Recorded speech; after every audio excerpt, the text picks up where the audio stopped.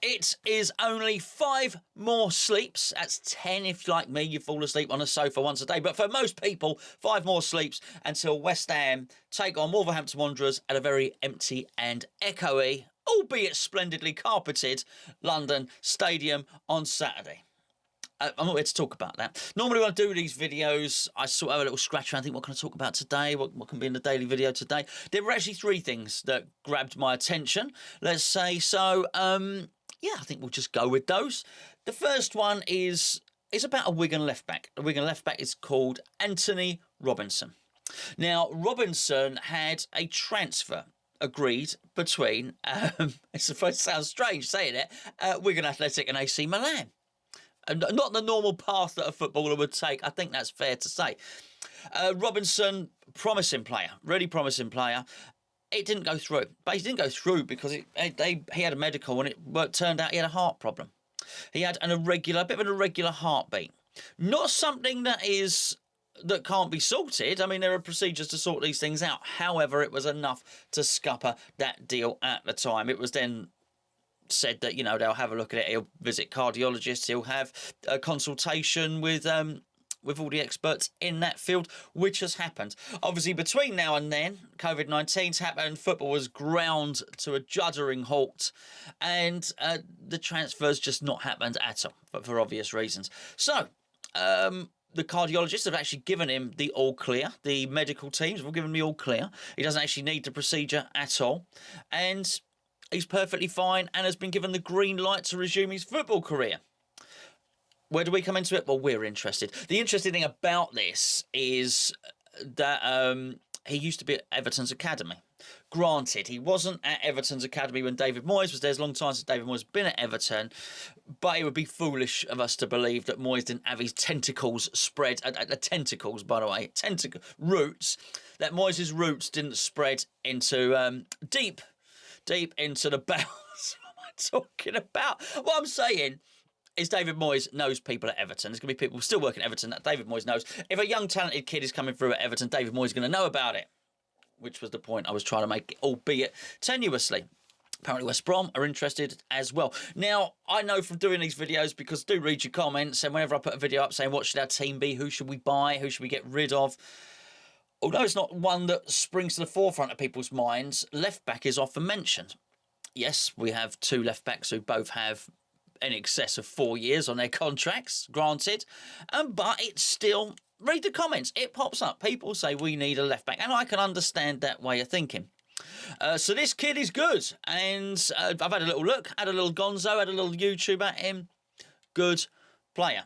So I can actually, some things I just don't believe.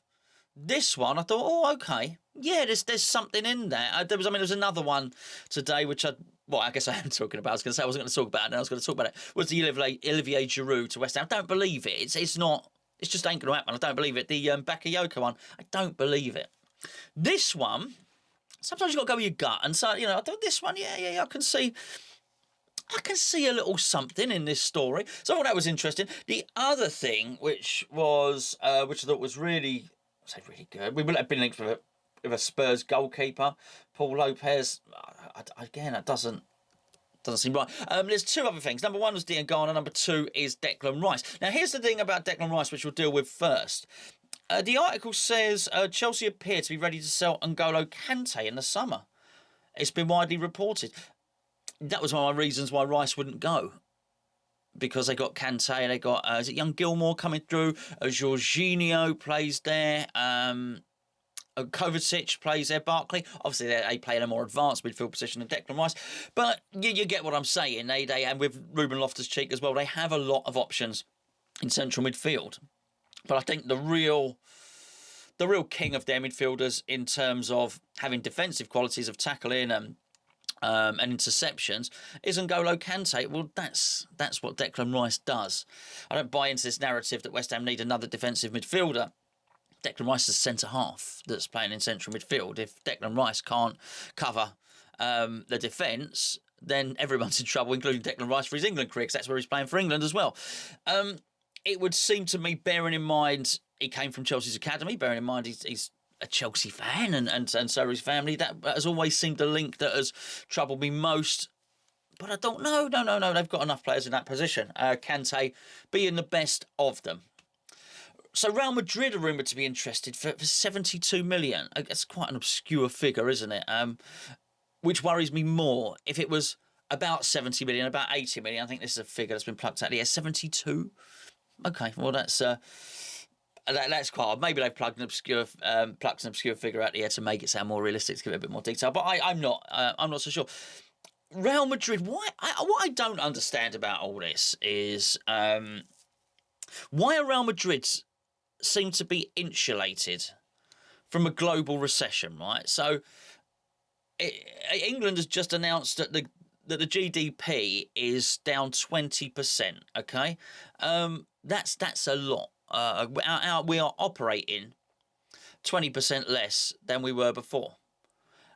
And as I understand it, Italy and Spain are worse. So we can understand why AC Milan can't put the deal through for Robinson. They, look, everyone's going to be in recession, quite frankly, aren't they? Let's be perfectly frank about it.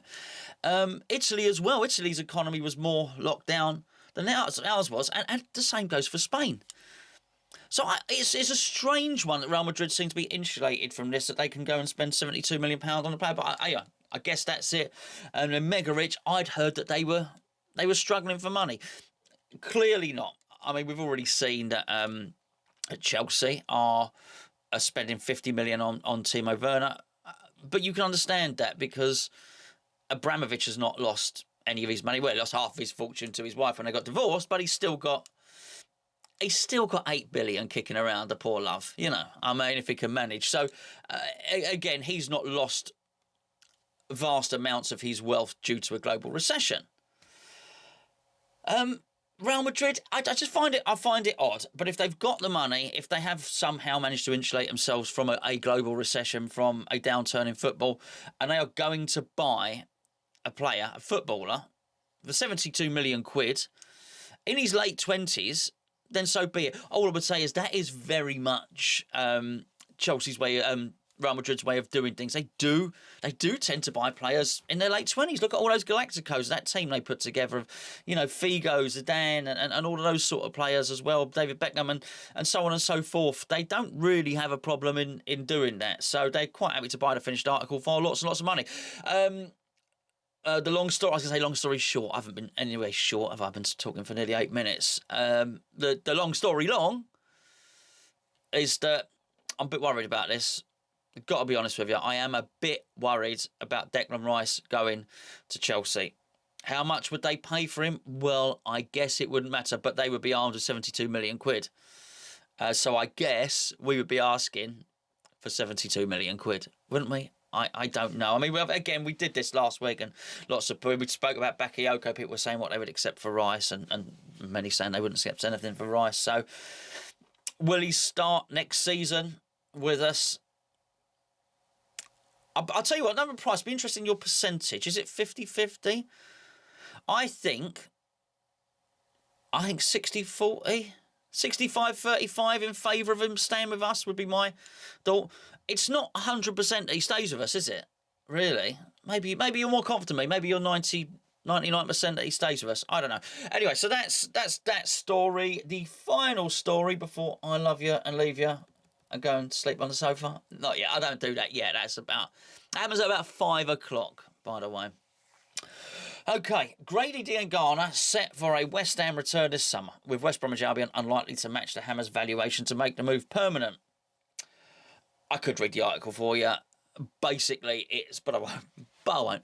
Basically, it's saying that West Brom have got to cut their cloth, and that's more along the lines of what I was thinking would happen. What West Brom are doing and what AC Milan are doing is more what I would expect. Things have changed. They've lost a lot of income. A lot of their income comes through the turnstiles.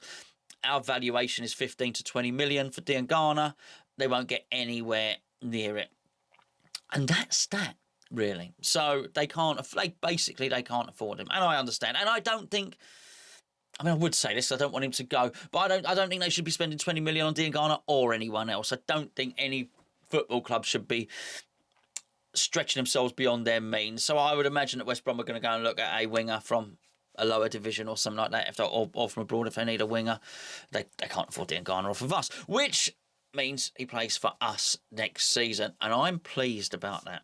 I think it does a couple of things.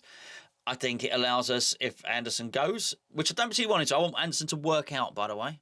I think it gives us someone on the left. I think even if Anderson stays, it gives us somebody to challenge Anderson on that side. And the other thing that I do also think it does is I think it stops Steve Fornall's experiment at left wing, because he ain't a left wing. Well, right wing. He's just not a winger, is he? Let's be perfectly honest. He's just not quick enough to fulfil that role. And I think, when you're pressed up against the wing, what I look at Fornals, I think Fornals a bright player. I think he can execute a pass. I think he sees the pass early. I also think he can join the attack, which is why he picks up some goals. When you're stuck on the touchline, that ability to play the pass, you can only play the pass in one direction. Whereas if you're in the middle, you can play it left or right. And I just think that opens up all the possibilities for a player like Fornals. So Diangana coming back, I think helps that. Or what I don't want to see is if Diangana comes back, is him being mothballed. I want to see him. If he comes back, I want to see him play. I don't mean he starts every single game, but I want to see him. I want him to be almost, the first guy off the substitutes bench, if that's the case, stuff like that. Really good player. An example of a low move really working out well, by the way. I know he got injured, got a hamstring injury and whatnot, didn't he? But not the main man, but someone that was trusted. Because they've got good players there, haven't they? Pereira in particular is one that I like at West Brom, and they got Livermore and Robson Carno. They've got some experienced players, so not quite maybe the main man, but someone that was trusted, and a trusted player in the West Brom team. Let's put it this way, and someone that was getting some goals, getting some assists, and getting some man of the matches along the way as well. That's a successful loan period, so I'll welcome him back to West Ham, but not to be wrapped up, not to stagnate, to play. If Diangana comes back to West Ham, I want him to play 25 games plus next season. That's what I'd like to see. I don't mean 10 minutes at the end of a game either. But not disappointed by that. Not at all. There are certainly other players I'll be looking to sell long before Diangana goes. I just hope that one of them ain't Declan Rice. We see me and Tay. IABC, y'all, I keep on my way. Hey, yo, you got jokes and fiddles like Don Rickles. Me, I'm rapping like hot wings with fried pickles. Yum, and once come devil like hung swine. Drop dung like donkey. She got better with age like wine. I'm 5 foot like 5. Check the rhyme.